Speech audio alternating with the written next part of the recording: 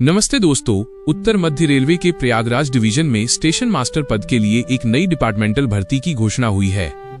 जो भी कर्मचारी पहले से रेलवे में जॉब कर रहे हैं उनके लिए ये एक बहुत बड़ा मौका है। अब आप भी लेवल 1 से लेवल 6 तक जा सकते हैं, यानी आप भी स्टेशन मास्टर बन सकते हैं। तो चलिए इस भर्ती से जुड़ी हर जानकारी को आसान भाषा में समझाते हैं। तो आइए सबसे पहले हम जानते हैं कि कौन कौन इस पोस्ट के लिए एलिजिबल है और कौन आवेदन कर सकता है। 1. चयन प्रक्रिया सिलेक्शन प्रोसेस क्या है। 2. परीक्षा पैटर्न और सिलेबस क्या है। 3. महत्वपूर्ण तिथियां इंपॉर्टेंट डेट्स क्या हैं। इस भर्ती में कुल मिलाकर 113 पद निकाले गए हैं। इन पदों का ग्रेड पे 4200 है। इसका मतलब साफ है कि ये पोस्ट लेवल 6 के लिए है, जो करियर के हिसाब से एक बहुत ही अच्छा अवसर है। यह भर्ती प्रयागराज मंडल के 25% प्रमोशनल कोटे के तहत हो रही है, यानी जो रेलवे में पहले से काम कर रहे हैं उनके लिए प्रमोशन का यह एक सुनहरा मौका है। इसमें कैटेगरी वाइज पोजीशन इस प्रकार बांटी गई है। जनरल कैटेगरी के लिए 87 पद SC अनुसूचित जाति 17 पद, ST अनुसूचित जनजाति 09 पद। चलिए अब हम जानते हैं कि कौन कौन आवेदन करने के लिए एलिजिबल है। यह मौका खास तौर पर प्रयागराज मंडल के परिचालन विभाग ऑपरेटिंग डिपार्टमेंट के कर्मचारियों के लिए ही है। इसमें लेवल 2, लेवल 4 और लेवल 6 के कई कर्मचारी शामिल हैं। जो कर्मचारी लेवल 6 में हैं, उनके लिए ये प्रमोशन नहीं है, बल्कि एक लैटरल ट्रांसफर माना जाएगा। इसका मतलब ये है कि सिर्फ आपका पोस्ट चेंज किया जाएगा। इसके बाद सर्विस पीरियड की शर्तें क्या होने वाली है, आइए जानते हैं। लेवल 1 के कर्मचारी के लिए कम से कम 5 साल की सर्विस होना चाहिए। लेवल -2 सीधी भर्ती के लिए सिर्फ 2 साल की सर्विस होना चाहिए।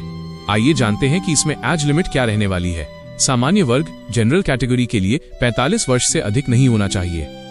SC ST के लिए 50 वर्ष से अधिक नहीं होना चाहिए। इसके अलावा शैक्षणिक योग्यता की बात करें तो कम से कम 10वीं पास हो। यानी जो कर्मचारी पहले से जॉब कर रहे हैं वो अगर 10th पास हैं तो वो फॉर्म भर सकते हैं।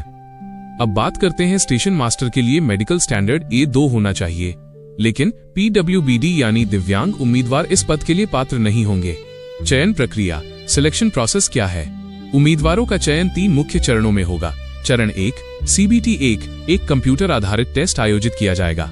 चरण 2 सर्विस रिकॉर्ड उम्मीदवार के सर्विस रिकॉर्ड का मूल्यांकन किया जाएगा, यानी आपके सर्विस रिकॉर्ड देखा जाएगा।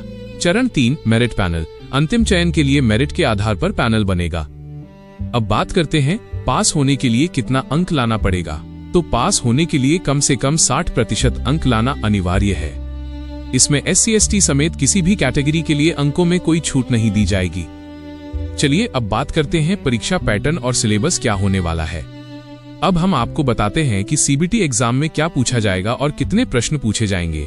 कुल प्रश्न 110 यानी 10 वैकल्पिक राजभाषा प्रश्न पूछे जाएंगे, जो नीति नियम से संबंधित होंगे, जिन्हें हल करना अभ्यर्थी के लिए अनिवार्य नहीं होगा। यानी 10 प्रश्न आप छोड़ भी सकते हैं। कुल समय 90 से 120 मिनट होंगे। नेगेटिव मार्किंग 1/3 अंक होंगे, यानी प्रत्येक 3 गलत उत्तर पर 1 अंक काट लिए जाएंगे। पेपर हिंदी और अंग्रेजी दोनों भाषाओं में होंगे। हाँ, एक बात और जान लीजिए, परीक्षा में जो भी अनुपस्थित होंगे, यानी परीक्षा में जो भी कैंडिडेट नहीं पहुंच पाता है, उसके लिए कोई दूसरा परीक्षा नहीं होने वाला है। अब हम बात करते हैं सिलेबस के मुख्य विषय क्या होने वाले हैं। सबसे पहला 1 सामान्य और सहायक नियम G&SR। 2 दुर्घटना नियमावली एक्सीडेंट मैनुअल। 3 वाणिज्यिक नियमावली कमर्शियल मैनुअल। 4 स्थापना नियम और सामान्य ज्ञान। अब बात करते हैं महत्वपूर्ण तिथियां इंपॉर्टेंट डेट्स क्या होने वाली हैं। 30 अप्रैल सुपरवाइजर को फॉर्म जमा करने की अंतिम तिथि है, और जो कि SS के द्वारा आपके फॉर्म को आगे भेजा जाएगा। 12 मई आवेदन कार्मिक शाखा तक पहुंचने की अंतिम तिथि है। 29 मई पात्र उम्मीदवारों की सूची का प्रकाशन होगा। 5 जून किसी भी विसंगति को सुधारने की अंतिम तिथि होगी। CBT एग्जाम के लिए आपको अलग से सूचित किया जाएगा। प्री सिलेक्शन कोचिंग पूर्ण करने की तिथि है 3 जुलाई 2026। तो ये थी इस भर्ती से जुड़ी सारी जानकारी। अब सवाल सिर्फ एक है कि क्या आप इस बड़े अवसर के लिए तैयार हैं, क्योंकि सही दिशा में कदम उठाने का समय अब आ गया है।